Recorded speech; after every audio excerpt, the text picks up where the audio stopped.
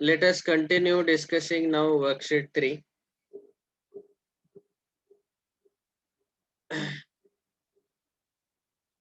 So worksheet 3 का ये सब डिस्कशन हमने ऑलरेडी सिनॉप्सिस 3 कंप्लीट किया है. एक बार क्विक रिकैप.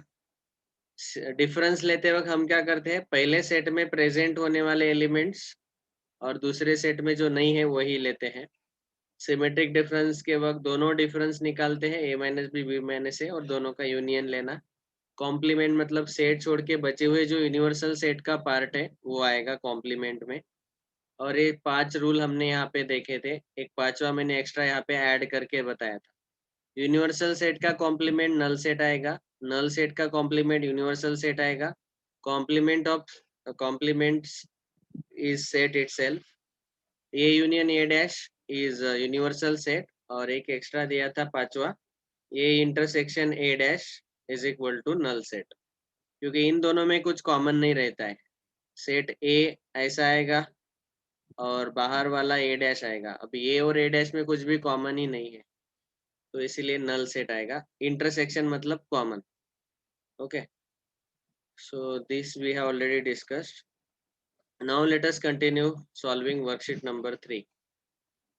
इसमें से जो भी स्टूडेंट बेटा आप पिछले लेक्चर्स को अब्सेंट थे, सिनॉप्सिस 3 के डिस्कशन को या ऑपरेशंस आपको अगर पता नहीं है तो मुझे रिक्वेस्ट करो कि सर रिकॉर्डिंग भेजो, तो मैं आपको रिकॉर्डिंग भेज दूंगा.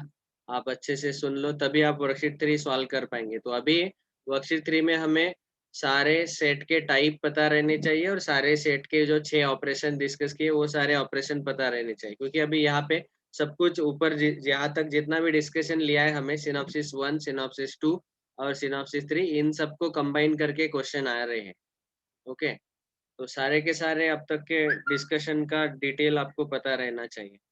Okay, see now question number 1. Of course मैं ये वर्कशीट आज होमवर्क ही देने वाला हूँ, but I am going to take some questions just for practice. और बाकी पूरा वर्कशीट तो होमवर्क है ही. कुछ जो डिफिकल्ट वाले क्वेश्चन मुझे लगते हैं वही हम प्रैक्टिस करने के लिए अभी क्लास में ले रहे हैं. क्योंकि ये मैंने आपको बताया होगा ऑलरेडी कि जो हमारा प्लानिंग है, प्लानिंग दिखाया ना मैंने, सिलेबस प्लानिंग पिछले लेक्चर में. हाँ तो इस सिलेबस प्लानिंग के हिसाब से हमने देखा था कि बहुत ज़्यादा चैप्टर्स है. ऑफ कोर्स पूरे अप्रैल तक ख़त्म हो जाएंगे, मार्च के एंड तक. लेकिन अगर ख़त्म नहीं होते तो प्रॉब्लम क्या होगा, सिलेबस अगर रह जाता है तो बहुत सारे क्वेश्चन अगर मैं वर्कशीट के यहाँ क्लास में लेते रहूँगा तो उसमें टाइम चला जाएगा. तो इसीलिए मैं वर्कशीट आपको होमवर्क देते रहता हूँ ताकि आप खुद सॉल्व करो. वहाँ से आपको सेल्फ स्टडी का भी आदत लगता है. और उसके अलावा जो डाउट है उतने ही क्लास में हम डिस्कस करते हैं ताकि हमारा टाइम बच जाए हर एक वर्कशीट क्लास में हर एक क्वेश्चन सॉल्व करने का. मैं ये भी प्लान कर रहा हूँ कि कभी कभी अब अगर बहुत सारे डाउट्स आ जाते हैं तो उसको मैं सेपरेट रिकॉर्ड करके लेक्चर में भेज दूंगा, या तो फिर संडे को एक्स्ट्रा भी ले सकते हैं इन केस अगर डेडलाइन के बाहर चैप्टर चला जाता है तो चैप्टर के डेडलाइन हमने फिक्स किए हैं. वो सिलेबस प्लानिंग आप वॉल पे लगा दो उसका प्रिंट आउट लेके. चलो, so worksheet number 3 question 1 single answer type वाले कुछ क्वेश्चन डिस्कस कर रहे हैं.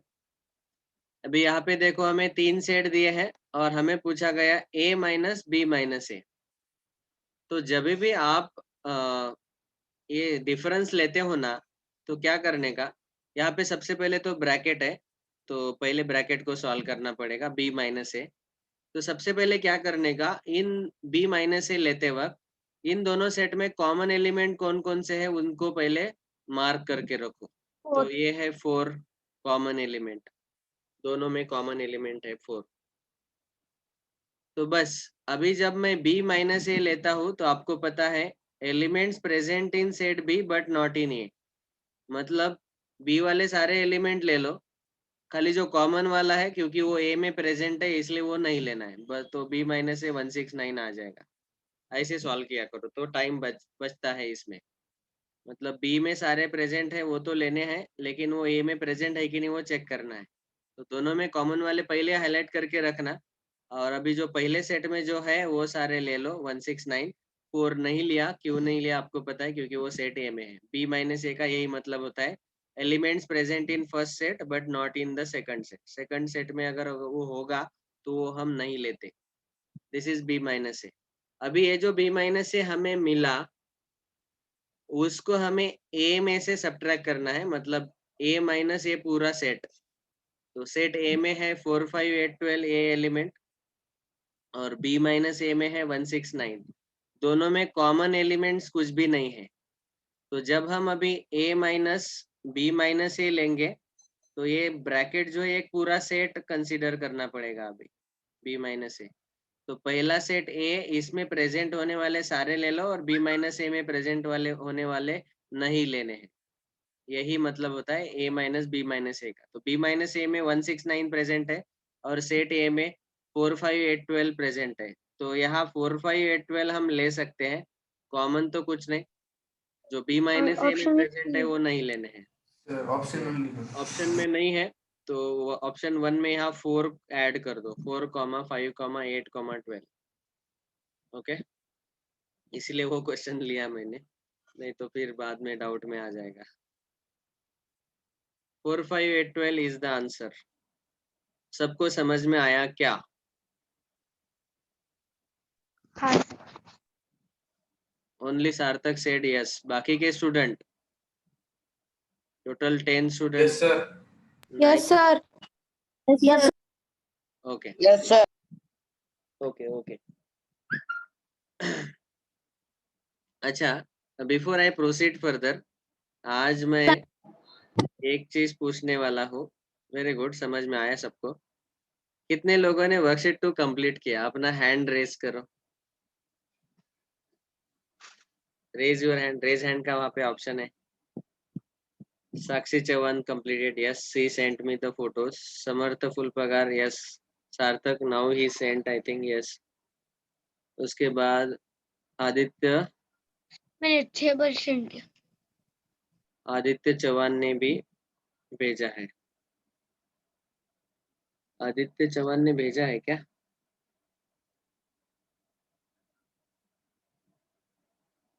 ओके, मैंने देखा नहीं होगा।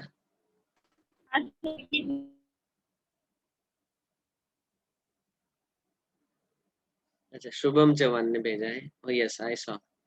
ठीक है, बाकी के स्टूडेंट बेटा वर्षा चौहान, वेदांत, आदित्य, आप होमवर्क सॉल्व करो। आज आखिरी दिन था वर्कशीट 2 सॉल्व करने का। इनकेस अगर आपको टाइम नहीं मिल रहा है, मतलब एग्जाम अगर है, तो कल तक कंप्लीट करो। कल तक कंपलसरी कंप्लीट करना है वर्कशीट 2। आप अगर कंप्लीट नहीं करेंगे तो आपको ही डिफिकल्टी जाएगा एग्जाम में। ठीक है, जब टेस्ट होगा संडे को। चलो, by tomorrow worksheet 2 should be completed, otherwise I will directly call your parents tomorrow itself. Sir इस संडे एग्जाम है? इस संडे को एग्जाम नहीं है, जैसे हमने बोला था कि एक संडे हम गैप देते हैं जब हमारा मेगा टेस्ट आता है। तो वो मैंने एक्सप्लेन किया था एक दिन कि सर पहले मेगा टेस्ट के लिए कौन सा टॉपिक आने वाला? मेगा टेस्ट के लिए, मेगा टेस्ट तक जितना भी कंप्लीट किया है सारे सब्जेक्ट का, पहले दिन से मेगा टेस्ट के दिन तक वो सब कुछ आएगा। It is as good as you can say semester exam. Diwali के पहले जो एग्जाम होता है हमारा फर्स्ट टर्म एग्जाम। ओके, तो मेगा टेस्ट का यही मतलब, इसीलिए एक संडे गैप दिया है ताकि आप और अच्छे से प्रिपेयर कर सके। ठीक है, तो सब कुछ आएगा उसमें पहले दिन से आज तक जो भी पढ़ाया है। आज तक मतलब टेस्ट तक, मेगा टेस्ट तक जो भी पढ़ाया जाएगा उस ऑफ कोर्स मैं उस वक्त बताऊंगा कि कहाँ तक आएगा, कहाँ से आएगा आपको पता है। सेट थ्योरी पूरा चैप्टर हमारा हो गया, अभी ऑलमोस्ट होने वाला है, ये पूरा चैप्टर आएगा। और इसके पहले हमने रैशनल नंबर्स का एक टेस्ट लिया था, तो रैशनल नंबर का टॉपिक भी आएगा। Okay, two chapter rational number है, सेट थ्योरी, जिसके ऊपर हमने एक ऑलरेडी यूनिट टेस्ट लिया है, वीकली टेस्ट। तो वो चैप्टर मतलब आपके इसमें ये सेकंड वाला चैप्टर रैशनल नंबर्स, ये हमने पहले कंप्लीट किया एक्चुअली, रैशनल नंबर्स। बाद में अभी सेट थ्योरी शुरू किया। ठीक है, worksheet 3 of course rational number chapter बहुत ही आसान था, वो आपको देख के ही पता चल जाएगा। ओके, सेकंड क्वेश्चन हमें सेट दिए हैं और कौन सा ऑप्शन करेक्ट है चेक करना है। तो देखो अभी यहाँ पे सब कुछ ऑपरेशन आपको आने चाहिए। कौन कौन से ऑपरेशन है? यूनियन है, डिफरेंस है, बाद में डिफरेंस का यूनियन मतलब सिमेट्रिक डिफरेंस है क्या? नहीं है। इंटरसेक्शन भी है। तो ऐसे सारे ऑपरेशन आपको पता रहने चाहिए सेट के ऊपर, तभी आप सॉल्व कर पाएंगे। तो तीनों सेट है ABC। पहले सेट में ABCD 5 एलिमेंट है, दूसरे सेट में BACEG और C में ABG एलिमेंट्स प्रेजेंट है। अब ये सिंगल करेक्ट टाइप है, सिंगल आंसर टाइप, तो इसीलिए आप क्या कर सकते हैं, यहाँ पे एक ही ऑप्शन करेक्ट आएगा। तो यहाँ पे ऑप्शन 4 में बोथ 2 एंड 3 दिया है, तो पहले 2 और 3 चेक करो ताकि आपका टाइम बच जाए। ओके अभी देखो क्या है यहाँ पे, A minus B union C is equal to A minus B intersection A minus C। ये करेक्ट है क्या चेक करना है। मतलब पहले लेफ्ट हैंड साइड सॉल्व करेंगे और फिर राइट हैंड साइड सॉल्व करेंगे, दोनों इक्वल है क्या चेक करना है। वैसे यहाँ पे भी लेफ्ट हैंड साइड सॉल्व करो, राइट हैंड साइड सॉल्व करो, दोनों इक्वल है क्या चेक करो। ऑफ कोर्स अभी अगर हम मेथड से जाएंगे तो बहुत लेंदी हो जाएगा ये सॉल्व करना। तो मैं क्या करता हूँ, मतलब क्या करेंगे आप, बी यूनियन सी लेंगे, उसको ए में से सब्ट्रैक्ट करेंगे तो एक सेट मिलेगा, वो लेफ्ट हैंड साइड रहेगा। बाद में ए माइनस बी लेंगे, ए माइनस सी लेंगे और उनका कॉमन लेंगे। So it becomes very lengthy, बहुत लेंदी हो जाता है। तो इस क्वेश्चन को हम क्या करेंगे, डायरेक्ट वेन डायग्राम से सॉल्व करेंगे। मतलब डायरेक्ट जो लेफ्ट हैंड साइड है ऑप्शन 2 में, उसका वेन डायग्राम निकालो और राइट हैंड साइड है उसका वेन डायग्राम निकालो, दोनों इक्वल है क्या चेक करो, बस। ओके लेकिन वो कैसे पता चलेगा? तो वेन डायग्राम पहले आपको क्या करना पड़ेगा, ये जो 3 सेट दिए हैं उन 3 सेट का वेन डायग्राम पहले आपको ड्रॉ करके देखना पड़ेगा। ओके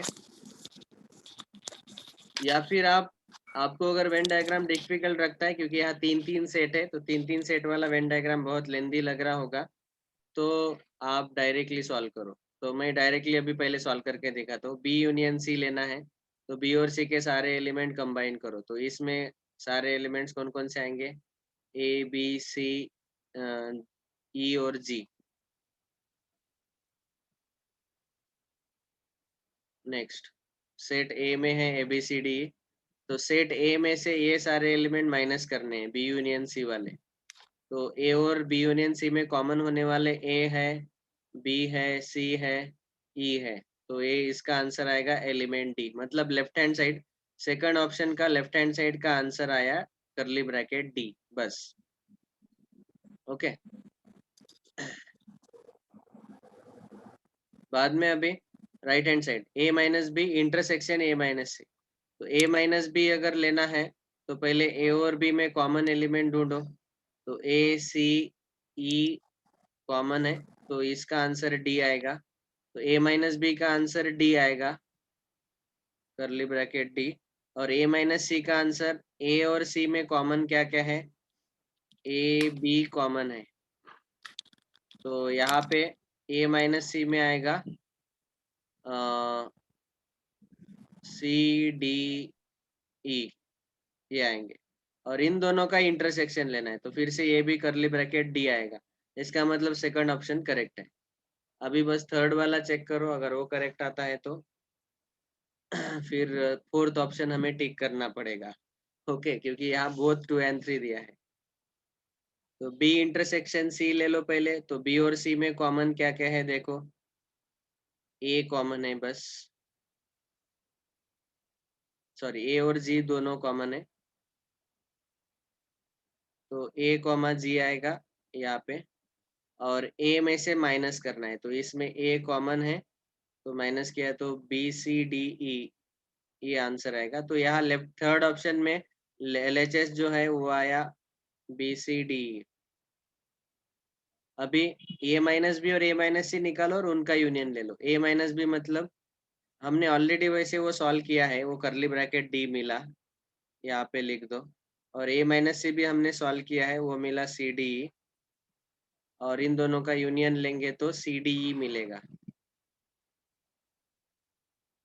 तो इसका मतलब ए इक्वल नहीं है।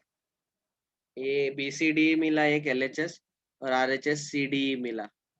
चाहे तो एक बार चेक करके देख सकते हैं कि बी आएगा क्या, ए माइनस बी में बी आएगा क्या।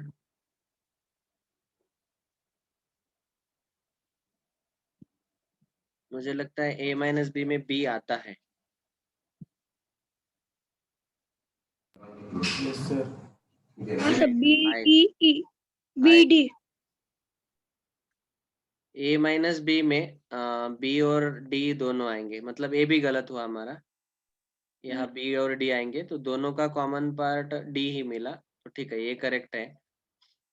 यहाँ पे बी और डी आएंगे, और बी और डी अभी दोनों का यूनियन लेंगे तो हमें बी सी डी मिलेगा, करेक्ट। तो ये दोनों साइड इक्वल मिले, मतलब तीसरा भी करेक्ट है, तो fourth option is finally correct. Second और थर्ड करेक्ट है, लेकिन उसको मार्क नहीं करना है, फोर्थ को मार्क करना है, क्योंकि यहाँ बोथ 2 and 3 दिया है। ठीक है, तो ऐसे आपको सॉल्व करके देखना है।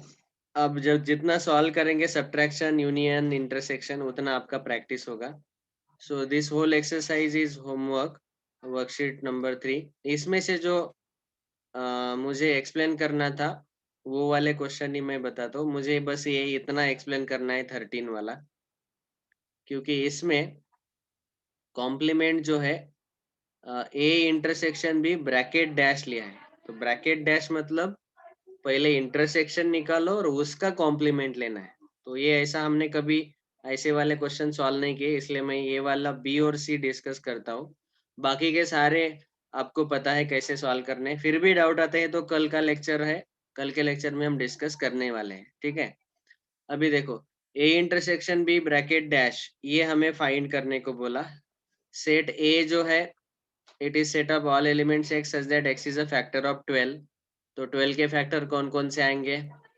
1 2 3 4 6 and 12. B is the set of all factors of 16. 1 2 3 sorry 4 8 and 16 ये आएंगे। अभी हमें क्या बोला गया? ये इंटरसेक्शन बी ब्रैकेट डैश लेना है। तो पहले ए इंटरसेक्शन बी निकालो, मतलब दोनों में कॉमन एलिमेंट्स निकालो।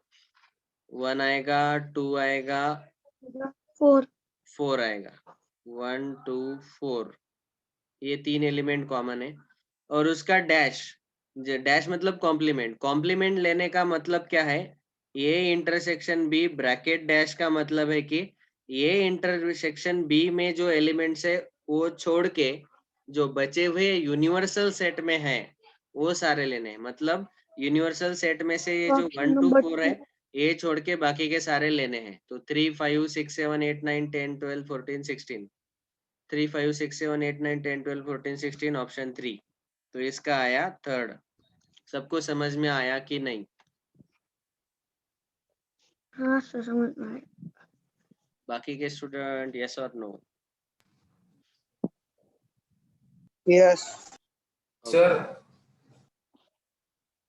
हाँ ठीक है, यस बोला ना सब लोगों ने, मुझे सुनाई दिया। sir, next. in that, if in universal set, if any factor of 12 is not given, then we cannot take in A also. हाँ, actually we can do that, actually that is the case, we have to do that. ऐसा नहीं हो सकता फिर universal set में अगर वो नहीं है तो सेट ए में भी कैसे आएगा?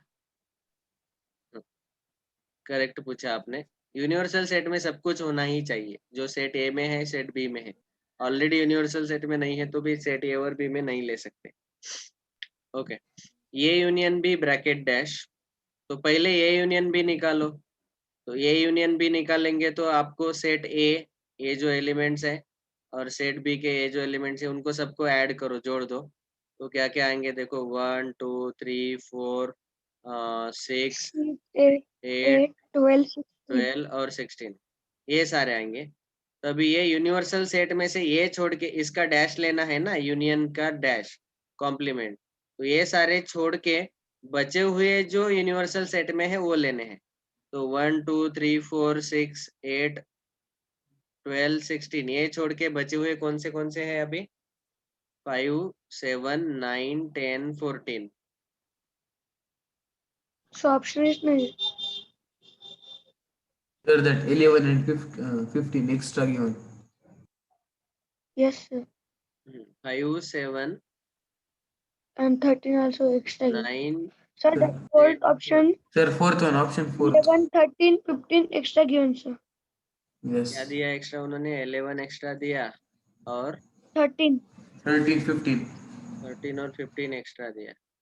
ऐसा कर सकते हैं, या तो फिर आप क्या करो, सीधा सीधा 6th वाला ऑप्शन लिख लो। यहाँ पे 6th वाला ऑप्शन लिख लो। ये 5 7 9 10 14 ये 6th वाला लिख लो और इसका आंसर आएगा 6।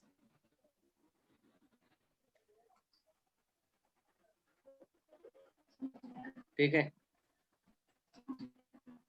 बस अभी ये एक्सरसाइज एक्चुअली ये वर्कशीट बहुत आसान है। बाकी के क्वेश्चन आप खुद सॉल्व करो, आपको मजा आएगा सॉल्व करने में एक्चुअली, क्योंकि अभी आपको सारे ऑपरेशन पता है।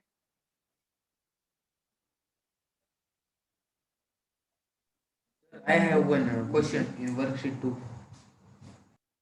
हाँ, Sir, that 27 question, value of B only not given. वो मैंने बताया ना रे बेटा। Sir, again. Sir, 27। then what is that? अच्छा, ये एन ऑफ बी है, एन ऑफ ए एम है और ये एन ऑफ बी एन है, ऐसा है। ए की जगह बी लिखो, ठीक है, अभी सॉल्व हो जाएगा।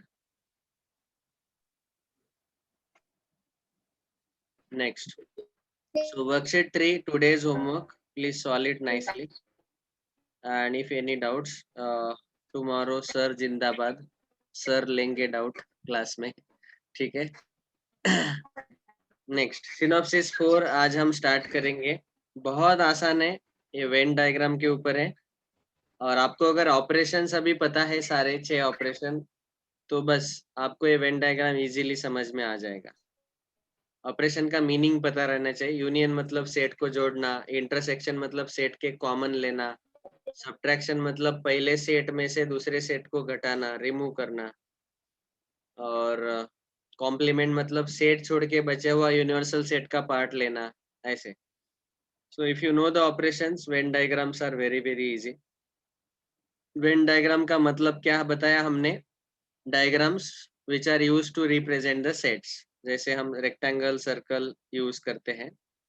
अभी यहाँ पे उन्होंने यूनिवर्सल सेट के लिए ये साई वाला नोटेशन यूज किया। ये जो नोटेशन है ये ग्रीक लेटर है साई, इसको हम बोलते हैं साई, एस वाई साई। तो हम ये नोटेशन यूज नहीं करेंगे अभी, फिलहाल उन्होंने जेरोक्स में दिया है इसलिए ठीक है, यूनिवर्सल सेट को साई नोटेशन लिया, लेकिन हम generally capital you he use करते हैं। और 11th स्टैंडर्ड में और JEE लेवल के सारे बुक्स में कैपिटल यू और कैपिटल एक्स ही यूज किया है। ये साइन नोटेशन बाद में इंजीनियरिंग में आएगा आपको, if you are going to be an engineer. लेकिन अभी यहाँ जेरोक्स में दिया है तो वो समझ लो कि वो साइज जो नोटेशन है वो यूनिवर्सल सेट का है। हाँ, उसको भूलना नहीं, छोड़ना नहीं। ऑल राइट, तो ये याद रखो। अभी इन्होंने यहाँ पे क्या बोला देखो नोट में, कि ये जो वेन डायग्राम है वो क्या करते हैं, सेट और डायग्राम्स इनका रिलेशन बनाता है। बाद में universal set we generally represent by rectangular region, and each subset is represented by closed bounded figure placed within this rectangular region। मतलब यूनिवर्सल सेट ऐसा रेक्टेंगल आएगा और उसके अंदर बाकी के सारे सबसेट आएंगे, वो ऐसा उन्होंने नोट में दिया है। अभी यहाँ पे उन्होंने जो बचे हुए ये जो बाकी के कितने पॉइंट है, 5 पॉइंट है लगता, लगभग कितने पॉइंट्स है, यस 5 पॉइंट्स आर देयर। तो ये बाकी के सारे 5 पॉइंट में उन्होंने आपको वेन डायग्राम ड्रॉ करके दिखाए अलग अलग केसेस के। तो अभी पहला केस जो है इसमें उन्होंने बताया कि ये जो साय है मतलब वो कैपिटल यू ले सकते हैं हम, वो यूनिवर्सल सेट दिया हुआ है, और एक सेट ए है जो कि प्रॉपर सबसेट है यूनिवर्सल सेट का, मतलब सेट ए जो है वो कंप्लीटली इनसाइड यूनिवर्सल सेट रहेगा ऐसे। तो ये जो बड़ा वाला रेक्टेंगल है वो हमारा यूनिवर्सल सेट आएगा, जिसको उन्होंने साई से डिनोट किया। ऑफ कोर्स जब आप यूनिवर्सल सेट को ऐसा लेते हैं रेक्टेंगल, तो ये जो कैपिटल यू है वो आप सेट के बाहर लिख सकते हैं। ये भालचंद्र अपना वीडियो ऑफ करो और अच्छे से बैठो ना, कैसे बैठ रहे यूनिवर्सल सेट यूनिवर्सल सेट का जो कैपिटल यू है ऐसा बाहर लिख सकते हैं, या तो फिर ऐसा अंदर भी लिख सकते हैं, दोनों तरीके सही है। ठीक है, यू लिखो या फिर ये साई लिखो ऐसे। और ये जो सेट ए है ये भी सर्कल के अंदर लिखो या सर्कल के बाहर लिखो, उससे कोई फर्क नहीं पड़ता। ऑफ कोर्स कभी कभी वो सर्कल के अंदर लेते हैं, कभी कभी बाहर लेते हैं, लेकिन जनरली हमारे जो महाराष्ट्र बोर्ड का स्टैंडर्ड है वो जनरली सर्कल के बाहर ही लिखते हैं, या तो रेक्टेंगल के बाहर ही लिखते हैं ऐसे। ये स्टैंडर्ड यूज किया गया है महाराष्ट्र बोर्ड के टेक्स्ट बुक में, तो वही स्टैंडर्ड हम भी फॉलो करेंगे। तो किसी भी सेट को डिनोट करते वक्त सर्कल के बाहर लिखेंगे ऐसा, सेट का जो नाम है। तो दिस इज सेट ए, और ये यूनिवर्सल सेट, और ए जो है इतना ये पार्ट ये आएगा ए डैश, सर्कल के बाहर वाला। ओके, तो ये ए डैश बोल सकते हैं। ऑफ कोर्स यहाँ पे उन्होंने सर्कल के अंदर लिखा कैपिटल ए, सर्कल के बाहर ए डैश आएगा, और ये यूनिवर्सल सेट। ठीक है, नेक्स्ट ये हमने ऑलरेडी देखा था। बाद में अभी यहाँ पे क्या दिया है, A is a subset of B and B is a proper subset of universal set। मतलब A जो है वो B के completely अंदर लिखा है, ड्रॉ किया है। A जो है ये सबसेट है, क्योंकि इसका मतलब A के सारे एलिमेंट सेट B में प्रेजेंट है और B यूनिवर्सल सेट के अंदर प्रेजेंट है। तो ऐसा डायग्राम आएगा, set A, set B and universal set.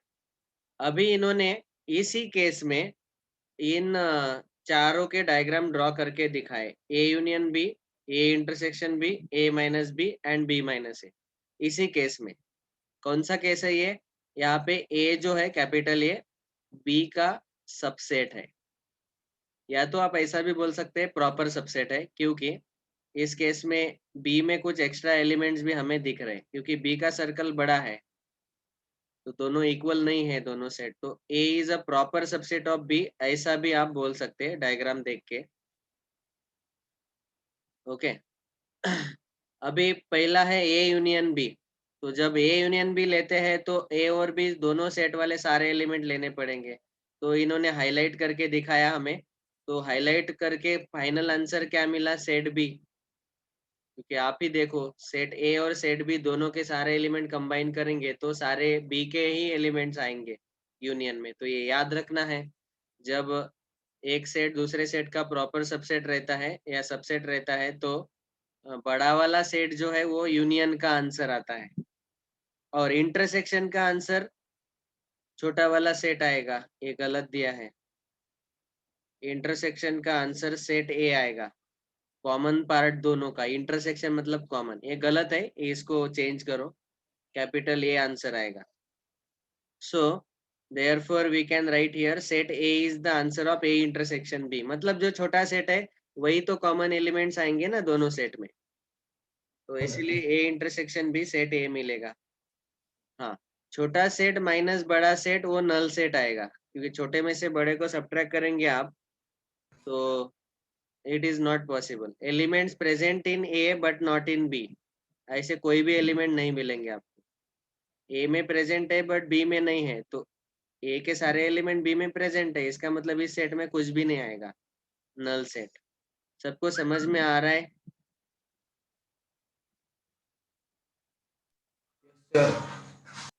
Okay, Yes, sir. B minus A, तो बड़ा वाला सेट माइनस छोटा वाला सेट, तो बी में से छोटा वाला सेट हटा दो, तो इसीलिए बस ये बाहर वाला पार्ट हाईलाइट कर दिया उन्होंने। ऑफ कोर्स इस बाहर वाले पार्ट को हम कुछ नाम नहीं दे सकते, इसीलिए उसको बी माइनस ए ही रखा उन्होंने। इसका जैसे यहाँ पे आंसर बी आया था यूनियन का, इंटरसेक्शन का ए आया, ए माइनस बी का फाई आया, तो इसका ऐसे कुछ आंसर नहीं आया क्योंकि वो दोनों सेट के बीच वाला पार्ट आया ना, तो उसको कुछ हम नाम नहीं दे सकते, इसीलिए उसको बी माइनस ए ही सर लिखा गया। Of sir course, complement of A intersection B. हाँ, ऑफ कोर्स जो हमने पिछले बार डिस्कस किया था, जो मैं फिर से बताने वाला हूँ, ये वाला, ये आईएमपी नोट करके हमने पिछले बार डिस्कस किया था कि अगर a माइनस बी हम लेते हैं तो वो a इंटरसेक्शन b डैश आता है, और b माइनस ए जो है वो b इंटरसेक्शन a डैश आता है। अभी ये डिस्कशन हमने पिछले लेक्चर में लिया था, इसलिए मैं रिपीट नहीं कर रहा हूँ फिर से। तो आप a माइनस बी के जगह a इंटरसेक्शन b डैश लिख सकते हैं, और b माइनस ए के जगह b इंटरसेक्शन a डैश लिख सकते हैं। तो यहाँ पे b माइनस ए के जगह आप जो हमने बताया वो लिख सकते हैं b माइनस ए। इसका आंसर क्या आता है?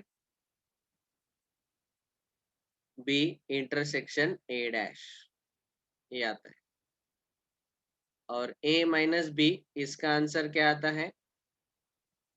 A intersection B dash. जो सब्ट्रैक्ट कर रहे हैं ना, उसका डैश ले लो, और ए पहला जो वाला ए एज इट इज लिखो, और बीच में आएगा इंटरसेक्शन, ऐसा याद रख सकते हैं। सो ये हुआ दूसरा case. Sir, but if we take A intersection B dash, then it is coming that outside part, not phi.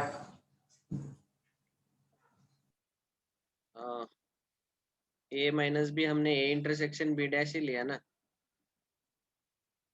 देखो बी डैश का मतलब है बी छोड़ के बचा हुआ, देखो ये यहाँ पे दिखाया है बी डैश, बी छोड़ के बचा हुआ सारा, उसमें ए वाला ए पार्ट भी आएगा। अभी इस बी डैश का इंटरसेक्शन ए के साथ लेना है, तो वो कौन सा पार्ट आएगा? ए वाला, जो कि बी डैश का ए के साथ इंटरसेक्शन लिया तो ये इतना पार्ट आएगा, तो वो है क्या है? ए माइनस बी है। समझा ना? Sir, means that complement is for only B, yes, not both. A intersection B dash, तो बी का ही कॉम्प्लीमेंट है। ओके, ऑफ कोर्स एक कॉम्यूटेटिव प्रॉपर्टी आप याद रख सकते हैं कि आप उल्टा भी ले सकते हैं। यूनियन के केस में बी डैश यूनियन ए ले लो, या ए यूनियन बी डैश ले लो, वैसे ही ये इंटरसेक्शन बी डैश ले लो, या बी डैश इंटरसेक्शन ए ले लो, दोनों का आंसर सेम ही आता है। कॉम्यूटेटिव प्रॉपर्टी यूनियन के केस में और इंटरसेक्शन के केस में, ठीक है। बाद में तीसरा वाला जो डायग्राम है, represent two intersecting subset of universal set, तो इंटरसेक्ट होने वाले दो सबसेट उन्होंने दिखाए, ए और बी। अभी ये 4-5 डायग्राम उन्होंने दिखाए, यहाँ पे टोटल 6 डायग्राम। तो पहला है ये यूनियन बी, तो ये यूनियन बी मतलब सब कुछ लेते हैं हम, ये ए माइनस बी इतना पार्ट आता है। बाद में ए इंटरसेक्शन बी, बाद में बी माइनस ए, ये हमने ऑलरेडी देखा है, तो इसलिए मैं फास्ट जा रहा हूँ। बाद में A union B bracket dash, मतलब यूनियन वाला छोड़ के बचा हुआ यूनिवर्सल सेट का पार्ट हाईलाइट होगा। ये इंटरसेक्शन बी मतलब कॉमन वाला पार्ट, उसका डैश, तो कॉमन वाला छोड़ के बचा हुआ हाईलाइट हो जाएगा। तो ऐसे हम ड्रॉ कर सकते हैं। बाद में डिसजॉइंट सेट ऐसे अलग अलग आएंगे। इन दोनों डिसजॉइंट सेट का यूनियन लेंगे तो दोनों सेट हाईलाइट होंगे, दोनों को ऐड करना है। दोनों में कॉमन पार्ट तो कुछ नहीं आएगा, नल सेट आएगा। ए माइनस बी लेंगे तो ए आएगा, ये हमने ऑलरेडी क्लास में डिस्कस किया है। बी माइनस ए का आंसर बी आएगा, बी में प्रेजेंट होने वाले ए के छोड़ के तो खाली बी सेट आएगा। और बाद में तीन सेट को अगर ऐसे रिप्रेजेंट करना है तो हम ऐसे लिखते हैं, तीनों सेट, ऑफ कोर्स तीनों यहाँ इंटरसेक्टिंग दिखाए गए। तीनों का यूनियन जो है वो ऐसे हाईलाइट होगा, तीनों का जो कॉमन पार्ट है ये आएगा। बी इंटरसेक्शन सी जो है, बी और सी का जो कॉमन पार्ट है उसके साथ ए का यूनियन लिया तो ये वाला आएगा। और A intersection B union C, तो बी यूनियन सी ये आएगा पूरा, उसका ए के साथ कॉमन इतना ही आएगा। ऐसे तो डायग्राम देख के आपको समझ में आता है। वर्कशीट 4 अगर आपको टाइम रहता है तो वर्कशीट 4 सॉल्व करो, बहुत इजी है, ठीक है। वर्कशीट 3 और वर्कशीट 4 आज के होमवर्क, कल तक ट्राई करो, जिनको एग्जाम है आप मंडे तक सॉल्व कर सकते हैं। बाकी के स्टूडेंट कल तक सॉल्व करो वर्कशीट 3 एंड वर्कशीट 4। बहुत ही आसान है वर्कशीट 4। वर्कशीट 4 खाली वर्कशीट में ही सॉल्व करना है, नोटबुक में नहीं। वर्कशीट 3 नोटबुक में सॉल्व करो, वर्कशीट 4 यहाँ ही सॉल्व करो, वर्कशीट में ही डायरेक्ट ऑप्शन जो करेक्ट है वो टिक करो। ठीक है, so thank you all very much.